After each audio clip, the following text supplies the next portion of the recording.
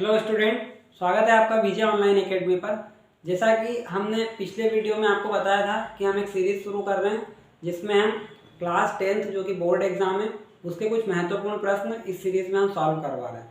और इन महत्वपूर्ण प्रश्नों की बहुत अधिक संभावना है कि इनमें से प्रश्न आपकी परीक्षा में भी आ सकते हैं। तो आप इस वीडियो को बहुत ध्यान से देखिएगा। साथ ही चैनल पर नए हैं तो सब्सक्राइब कीजिएगा, क्योंकि हम यहाँ पर पूरी सीरीज़ कंप्लीट करवाने वाले हैं। आपको कहीं भी देखने की ज़रूरत नहीं है, कहीं भी दूसरी जगह भटकने की आवश्यकता नहीं पड़ेगी।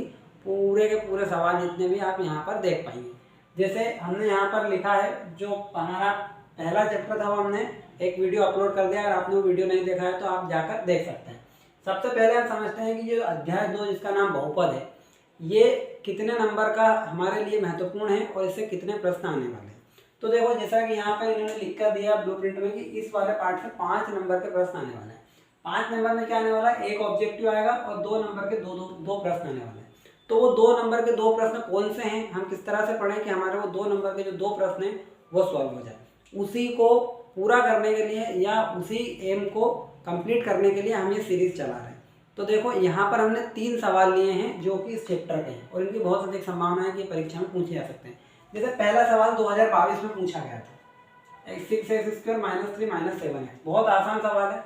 ये सवाल 2019 में पूछा गया था, x² + 7x + 10। तो ऐसे हम वो सवाल हमारे हिसाब से सॉल्व कर लेंगे जिससे कि हमारा जो सवाल 2 नंबर का परीक्षा में आने वाला है वो हम सॉल्व कर पाए। तो देखो, हम पहला सवाल समझते हैं क्या है। पहला सवाल है 6x² - 3 - 7x। इसके क्या ज्ञात करना है, इसके हमको शून्य ज्ञात करना है। लिखा ना, निम्न द्विघात व्यंजकों के शून्य ज्ञात किए। तो इसके हमको शून्य ज्ञात करना है और जो शून्य ज्ञात होंगे, शून्य को गुणांकों के बीच एक संबंध होता है, उस संबंध की हमको जांच करना है। तो देखो, हम पहले इसको सॉल्व करते हैं। 6x² - 3 - 7x, ये हमको गिवन है, ये हमको दिया है। तो हम इसको क्या करेंगे, पहले इसको हम जमा लेंगे। 6x² यहाँ पे लिखेंगे द्विघात बहुपद को व्यवस्थित करने पर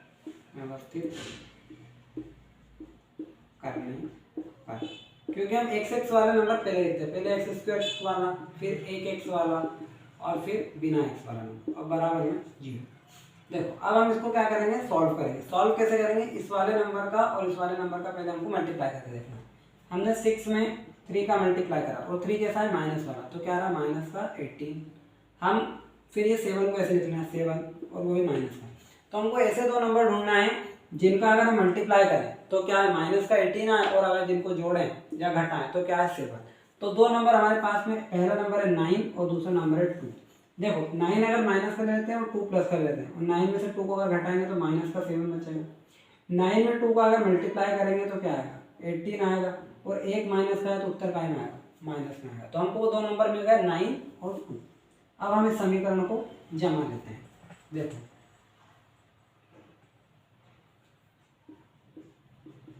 (6x² - 9x + 2x - 3 = 0। अब देखो, 6x², 9x में से 2x गया तो 7x, और 9 में 2 का मल्टीप्लाई करेंगे तो 18 आएगा। अब देखो, अब हम 6 को क्या लिख सकते हैं, इसको लिख सकते हैं 2 × 3, और x को क्या लिख सकते हैं, स्क्वायर को x × x, -9 को क्या लिख सकते हैं, 3 × 3 × x प्लस 2x, ऐसा कैसे है, -3 = 0।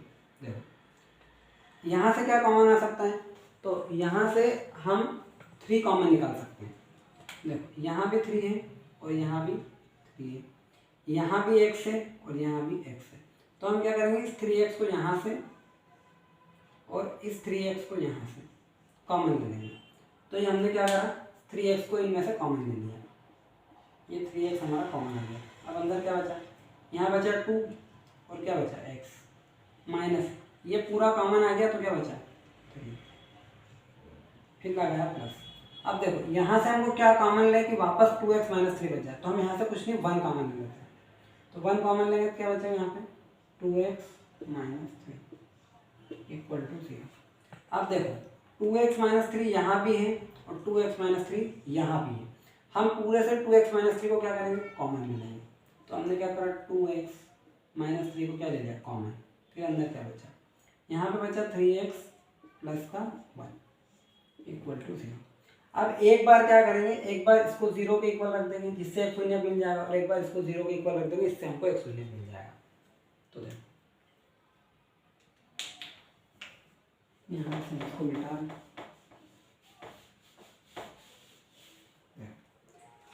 हमारे पास है 2x - 3 इक्वल टू 0 या 3x + 1 इक्वल टू 0। देखो इसको भी 0 के बराबर रख दिया और इसको भी 0 के बराबर रख दिया। अब 2x - 3 बराबर 0 या 3x + 1 बराबर 0। अब देखो अब क्या करेंगे, पक्षांतर। 2x इधर रहेगा, 3 उधर जाके क्या हो जाएगा, प्लस का। फिर ये x के साथ 2 मल्टीप्लाई में उधर जाके डिवाइड में, तो x बराबर हमारा एक शून्य का आ गया 3/2। ये क्या हमारा पहला शून्य। अब इधर भी हम ऐसे ही करेंगे, या क्या करेंगे यहाँ पे पक्षांतर। तो ये 3x 1 प्लस का उधर जाके माइनस का हो जाएगा, तो x बराबर आएगा -1/3। ये क्या आ गया हमारा दूसरा शून्य। तो हमारा जो पहला शून्य है वो ये है, इसके यहाँ लिख देंगे पहला शून्यक, और ये होगा हमारा दूसरा शून्यक। अब क्या करना है, हमको संबंध की जांच करना है शून्याक गुणांकों के बीच में और शून्यकों के बीच में। तो हम लिखेंगे संबंध की जांच। क्या लिखेंगे, संबंध की जांच। तो कैसे करेंगे, पहला होता है शून्यकों का योगफल। शून्यकों का योगफल बराबर होता है -b/a। तो शून्यकों का योगफल मतलब दोनों शून्य को क्या करेंगे, जोड़ देंगे। 3/2 में क्या जोड़ देंगे, -1/3 जोड़ देंगे। तो इनका एलसीएम क्या आएगा, तो इनका एलसीएम आएगा 6। एलसीएम लेंगे, एलसीएम आएगा 6। 2 से 6 को डिवाइड करेंगे, 3 बार जाएगा, 3 का गुणा 3 में करेंगे तो 9 आएगा। माइनस लगाएंगे, 3 से 6 में भाग देंगे तो 2 बार जाएगा। फिर जितनी बार भागा उसका गुणा ऊपर करेंगे, तो ऊपर 2 में का गुणा करेंगे 2 आएगा। तो हमारा उत्तर आएगा 7/6। पहले संबंध में ये आएगा। दूसरा होता है शून्यकों का गुणनफल। शून्यकों का गुणनफल ये होता है हमारा C/A। तो देखो आपस में क्या करना, दोनों का गुणा। एक शून्य है अपना 3/2, एक शून्य है अपना -1/3। दोनों का गुणा करेंगे, 3 से 3 कट जाएगा तो बचेगा -1/2। बस ये हमारा दूसरा संबंध आ गया। तो यहीं तक इस सवाल को हमको सॉल्व करना। और अगर आप इस तरह से सवाल को सॉल्व करते हैं तो आपको पूरे के पूरे 2 नंबर क्या है इस सवाल में मिलने वाले हैं। बहुत ध्यान से देखना, थोड़ा सा यहाँ पे आप अगर समझ गए तो फिर पूरा सवाल बन जाएगा। चलिए अब हम हमारे अगले इंपॉर्टेंट सवाल की तरफ बढ़ते हैं। चलिए दूसरा सवाल हमारा है 5t² + 12t + 7। चलिए अब हम इसको सॉल्व करते हैं, ये भी इंपॉर्टेंट सवाल है।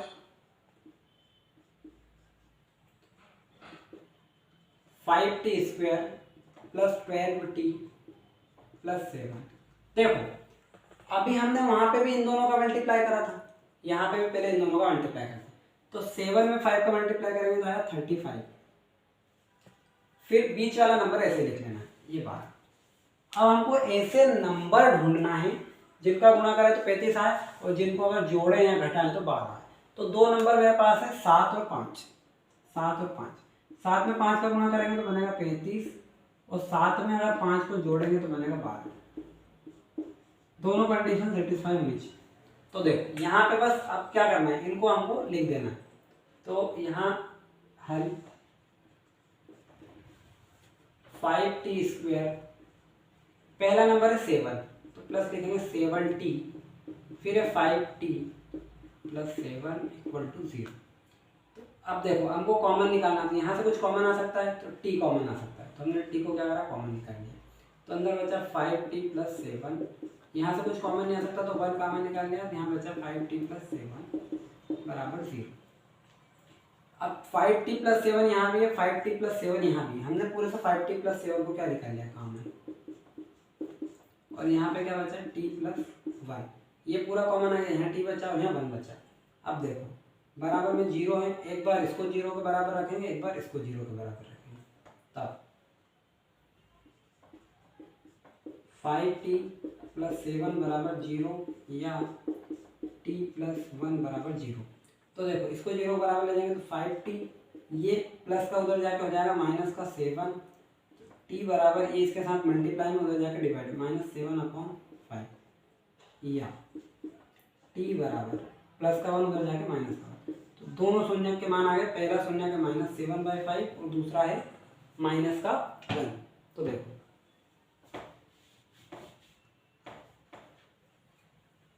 पहला शून्य क्या है, पहला शून्य क्या हमारा -7/5 और दूसरा शून्य क्या हमारा -1, दूसरा शून्य क्या हमारा -1। अब क्या करेंगे, संबंध की जांच, संबंध की जांच। तो पहले क्या निकालेंगे, शून्यकों का योगफल, शून्यकों का योगफल जो क्या होता है -b/a। तो हमारा पहला शून्य क्या -7/5 और दूसरा शून्य क्या -1/1। इन दोनों को जोड़ देंगे, एलसीएम आएगा 5, 5 से 5 में भाग देंगे, एक बार जाएगा, 1 का गुणा 7 में करेंगे 7 आएगा, माइनस कराएंगे 1 का भाग 5 में देंगे 5 बार जाएगा, 5 का गुणा 1 में करेंगे 5 आएगा, -12/5। ये पहला संबंध आएगा हमारा। दूसरा होता है शून्यकों का गुणनफल, शून्यकों का गुणनफल जो कि होता है c/a। क्या होता है c/a। अब देखो -7/5 में हमको काय का गुणा कर देना है, -1/1 का गुणा कर देना, तो हमारा प्लस का 7/5, ये हमारा दूसरा संबंध आया। तो ये था सवाल नंबर 2 जो बहुत इम्पोर्टेंट है, और आप इस तरह से अगर इस सवाल को करते हैं तो आपको पूरे नंबर मिलने की संभावना है। चलिए अब हम बढ़ते हैं हमारे इम्पोर्टेंट नंबर सवाल 3 पे। चलिए तीसरा सवाल है हमारा जो 2019 के पेपर में आया है, 2019 में x² + 7x + 10। इसमें भी हमको क्या करना, शून्य ज्ञात करना और शून्य को गुणांकों के बीच में संबंध की जांच करना। तो देखो हल, सवाल लिखा हमने x² + 7x + 10। अब ऐसे दो नंबर ढूंढना जिनको जोड़े तो 7 आए और मल्टीप्लाई करें तो 10 आए। तो देखो 5 और 2 7 और 5 दूनी 10। तो इसको लिखेंगे हम x² + 5x + 2x + 10 = 0। यहाँ से x कॉमन ले लेंगे तो यहाँ पे एक x बचेगा और यहाँ बचेगा +5। फिर यहाँ से प्लस का 2 कॉमन लेंगे तो यहाँ x बचेगा और यहाँ बचेगा +5 = 0। अब देखो यहाँ भी x + 5 है, यहाँ भी x + 5 है, तो x + 5 पूरा कॉमन ले लेंगे तो क्या बचेगा, यहाँ पे हमारे पास बचेगा x और यहाँ पे बचेगा 2, x + 2 = 0। एक बार इसको 0 के बराबर रखेंगे, एक बार इसको 0 के बराबर रखेंगे। तो जब x + 5 = 0 रखेंगे तो हमको पहला शून्य मिलेगा, तो x = -5। ये हमारा क्या है, पहला शून्य। अब या x + 2 = 0 रखेंगे तो हमको हमारा दूसरा शून्य मिलेगा, तो x बराबर क्या है, -2। तो पहला शून्य क्या है हमारा -5 और दूसरा शून्य क्या है हमारा -2। पहला शून्यक और ये हमारा कौन सा है, दूसरा शून्य। अब हमको क्या करना है, संबंध की जांच करना है, संबंध की जांच। देखो संबंध की जांच में वही पहला शून्यकों का योगफल, शून्यकों का योगफल बराबर होता है -b/a। शून्यकों का योगफल मतलब माइनस क्या है हमारा पहला शून्य 5, -5 में हमको -1 जोड़ना, -2 जोड़ना है, तो क्या आएगा -7। तो पहला संबंध हमारा ये आएगा। दूसरा संबंध होता है शून्यकों का गुणनफल, शून्यकों का गुणनफल जो कि होता है क्या, c/a। देखो अब दोनों का क्या करना है, मल्टीप्लाई। तो -5 में -2 का गुणा करेंगे तो क्या आएगा, -10। तो ये हमारा क्या है, दूसरा संबंध। बस इस तरह से हमको इसको सॉल्व करना है और हमारा सवाल पूरा हो जाएगा और हमको पूरे के पूरे 2 नंबर मिल जाएंगे। अब हम बढ़ते हैं अगले सवाल में। चलिए 3 सवाल हमने सॉल्व कर लिए जो 2-2 नंबर में हमसे पूछे जा सकते हैं। 4 सवाल मैं आपको और बता रहा हूँ, 1, 2, 3 और 4। इन 4 सवालों को आप और सॉल्व करना है। तो आप क्या है कि आपका जो 2 नंबर का एक प्रश्न है वो तो पूरा पक्का हो जाएगा। तो ये 4 सवाल आप सॉल्व करके देखना, और अगर इसमें से कोई सवाल नहीं बनता है तो आप कमेंट में पूछ भी सकते हैं। चलिए अब हम हमारे दूसरे टाइप वाले सवाल की तरफ बढ़ रहे हैं। पहले टाइप का सवाल हमने सॉल्व कर लिया है, जिसमें 3 सवाल सॉल्व करे और 4 आपको करने को बोला है। अब ये दूसरे टाइप का सवाल है जो आपसे 2 नंबर में पूछा सकता है, क्योंकि इस चैप्टर से 2 नंबर के 2 सवाल पूछे जाने हैं। तो एक सवाल जहाँ से जिस टाइप का पूछा जा सकता है वो हमने सॉल्व कर लिया है। अब जो दूसरा टाइप है हम उसको देखते हैं। देखो यहाँ पे क्या दिया है, एक द्विघात बहुपद ज्ञात करना है जिसके शून्यकों के योग और गुणनफल क्रमशः दी गई संख्या है। पिछले सवाल में क्या था, हमको एक बहुपद दे रखा था और उस बहुपद से हमने शून्यक निकाले थे। इस सवाल में क्या है, हमको शून्यकों का योगफल दिया है और शून्यकों का गुणनफल दिया है, और इन शून्यकों के योगफल और गुणनफल का उपयोग करते हुए हमको एक बहुपद ज्ञात करना है। तो देखो हम कैसे करेंगे। पहला हमको दिया है शून्यकों का योगफल भी 1 है और शून्यकों का गुणनफल भी क्या है, 1 है। तो देखो हल हम जानते